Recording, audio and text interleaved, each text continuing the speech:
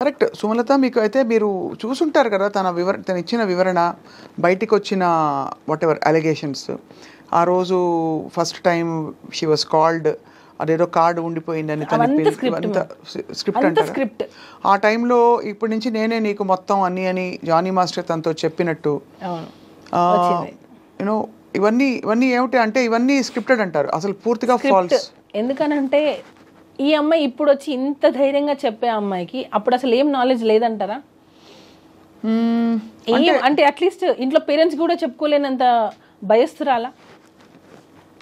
ఫ్రెండ్స్కి కూడా చెప్పుకోలేనంత భయస్తురాలా? ఎవరికో సోషల్ మీడియా ఎలా ఉంది మేము వాట్సాప్ తనేమన్నా నేను అడిగే ప్రయత్నం ఏం చేస్తానంటే సున్నితంగా మిమ్మల్ని హర్ట్ చేయకుండా సుమలత చెప్పండి చెప్పండి. తనేమన్నా హోప్స్ పెట్టుకుని ఇది వర్కౌట్ అవుతుందని ఇంత దూరం వచ్చే వరకు ఆగి బహుశా ఇది వికటించి మీరు వెళ్ళిపోయమన్న తర్వాత బహుశా ఇంకా నేను మోసపోయానని ఫీల్ అవ్వడం సహజం. అంటే ఒక రిలేషన్షిప్లో ఉండి తను ఆ రిలేషన్షిప్ ఇది రిలేషన్షిప్ కాదు ఇన్ని రోజులు నేను కేవలం ఇలా ఉన్నానని గ్రహించుకోవడం రియలైజ్ అవ్వడంతో ఒక్కసారిగా తను తిరగబడిందని కొంతమంది వాదన. ఇది నేను ఏది గౌరవ కోర్టు పరిధిలో ఉండేది ఏది మనం స్పెక్యులేట్ చేయకూడదు. కానీ మీరు ఇంత ఓపెన్గా మాట్లాడుతున్నారు కాబట్టి ఎటు నుంచి చూసినా ఒక భార్యగా మీరు కష్టపడి ఉంటారు. అక్కడ రిలేషన్షిప్ ఉన్నా మీకే ఇబ్బంది, లేక ఇలాంటి అలిగేషన్స్ వచ్చినా మీకే ఇబ్బంది పడింది. మొత్తం పిక్చర్లో ఎవరంటే మీరు యాక్చువల్లీ. దీనికి ఒకటే, తనకి ఏం చేసినా సరే టాప్లో ఉండాలి, అది టాప్లో ఉండాలి. అంబిషియస్, చాలా అంబిషియస్ తను. దానికోసం తను ఏం చేయడానికైనా రెడీ. ఎగ్జాంపుల్ ఇదే, ఒకవేళ నిజంగా నీకు హెరాస్మెంట్ జరుగుండి ఉంటే నీ అంబిషన్ కోసమే కదా నువ్వు ఇన్ని రోజులు ఫేస్ చేసావు. ఇంకా పాయింట్ దొరికేసింది. అంటే నువ్వు అనుకున్న దానికోసం, అంటే నీకు ఆఫర్స్ రావడం కోసం, నువ్వు వర్క్ చేయడం కోసం నువ్వు నిజంగా ఇంత హెరాస్మెంట్ ఫేస్ చేసావు అని అంటే నువ్వు రీచ్ అవ్వడం కోసమే కదా. నేను ఎప్పుడైతే ఇన్వాల్వ్ అయ్యానో తన ఆటలు సాగలేదు. ఇంకొక యాంగిల్ కూడా వచ్చింది, మీకు తెలిసే ఉంటుంది, మీరు వార్తలు చూస్తూనే ఉన్నారు కాబట్టి మీ విషయమే కాబట్టి. ఇక్కడ మతం యాంగిల్ కూడా ఒకటి వచ్చింది. దాన్ని బలవంతంగా మతం మార్చే ప్రయత్నం మీరు కూడా చేశారని. అదే నాకు అర్థం కాలేదు.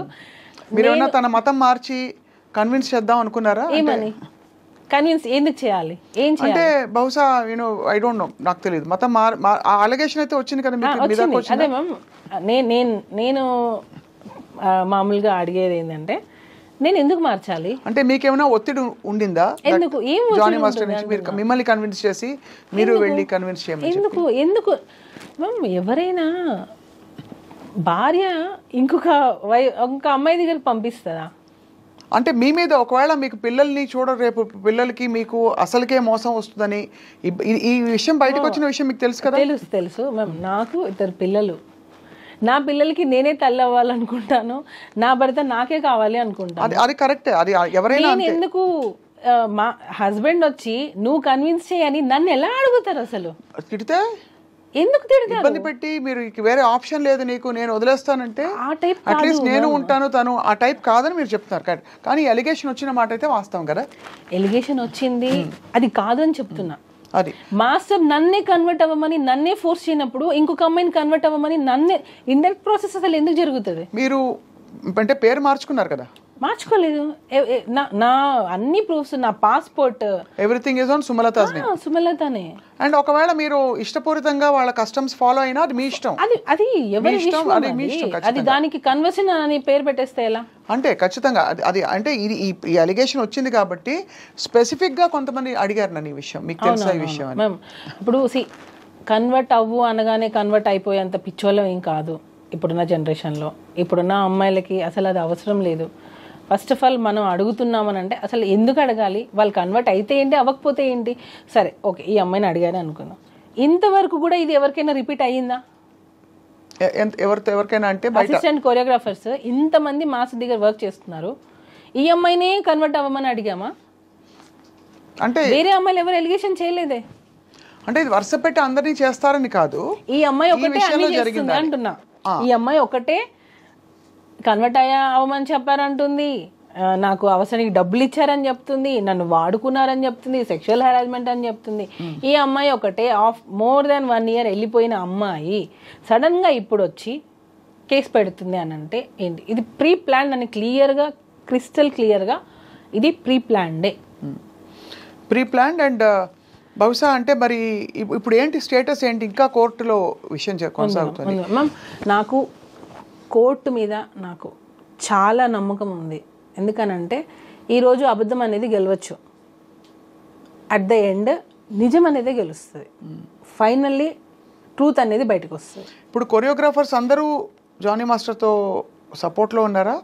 కొంతమంది విరుద్ధంగా మాట్లాడిన వాళ్ళు కూడా కొంతమంది మనం విన్నాం. ఆయన ఇలాగే బిహేవ్ చేశారని ఒకళ్ళిద్దరుకే, అంటే ఇవన్నీ థంబ్నెయిల్స్. మళ్ళీ ఇందులో ఇప్పుడు సోషల్ మీడియా వచ్చాక ఒక పెద్ద ఇబ్బంది ఏంటంటే ఏది కరెక్ట్ ఎవరికి కంటెంట్ కూడా అలా ఉండదు. లోపల కంటెంట్ కూడా వేరేగా ఉంటుంది. వేరే వేరే ఛానల్స్ వాళ్ళు ఇష్టం వచ్చినట్టు పెట్టిన సందర్భాలు ఉండుంటాయి. సో అందుకే మిమ్మల్ని అడుగుతున్నాను. ఇప్పుడు మరి కొరియోగ్రాఫర్ సపోర్ట్ ఉందా లేదా అంటే ఇండస్ట్రీ సపోర్ట్ ఉందా? అసలు ఉంది మ్యామ్, ఉంది. కాబట్టే మళ్ళీ master get back to work అయ్యారు. ఇప్పుడు సుకుమార్ గారితో, అల్లు అర్జున్ గారితో కొంచెం రిఫ్ట్ వచ్చిందా మాస్టర్కి? మ్యామ్ యాక్చువల్గా ఇది నేను మాట్లాడచ్చో లేదో నాకు తెలియదు.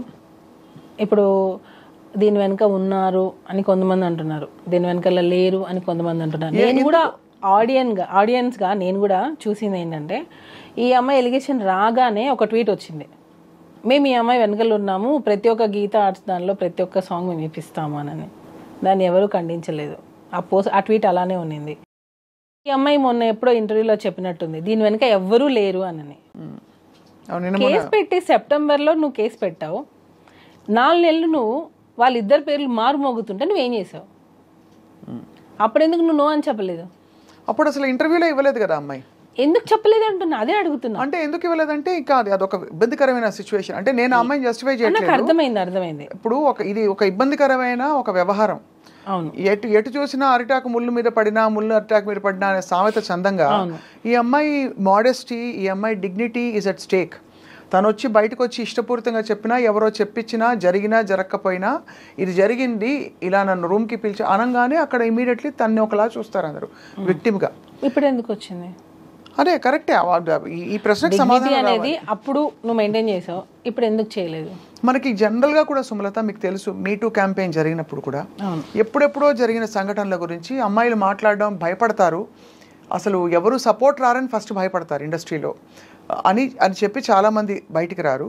ఎప్పుడైతే లేదు నేను నిలదొక్కుని ప్రూవ్ చేసుకుంటానని ఒక ధైర్యం వస్తుందో ఆడపిల్లలు అదే విషయాన్ని డిఫరెంట్గా చూస్తారు. ఆ కార్డ్ని మిస్యూజ్ చేస్తున్నారు అంటున్నా నేను. అయిండొచ్చు.